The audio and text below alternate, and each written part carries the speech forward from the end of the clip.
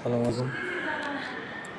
আমরা যারা দীর্ঘদিন যাবৎ দীর্ঘ 5 বছর যাবৎ এই নদী আন্দোলন করে আসছি, নদী খনন কাজ করানোর জন্য আমাদের এই স্বপ্নটা এখন পূরণ হতে যাচ্ছে।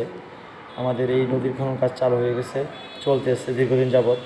এখন কথা হয়েছে হঠাৎ করে বাজার পর্যন্ত আইসা তারা কাজ বন্ধ রাইখা পেপারস দেখবে, কাগজপত্র দেখবে, দেখার সময় নেবে কেন?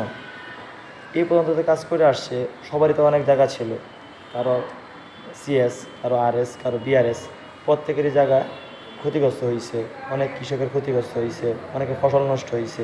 এখনও অনেকের জায়গায় নদী খনন কাজের পরেও দেখা গেছে কি মাটির অংশ টুপ দিয়ে রাখা হয়েছে, যাদের কাগজের জায়গায়, সিএসের জায়গায়, আরও জায়গায়।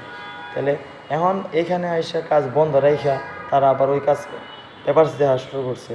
তাহলে সবাইগুলো দেখতে হবে, হাজার হাজার মানুষের যে জমি গেছে কাগজ পেপার অনুযায়ী তাদের আবেদন নিতে হবে, তাদের কাগজ দেখতে হবে, তাদের ক্ষতিপূরণ দিতে হবে, যদি ক্ষতিপূরণ দেয়।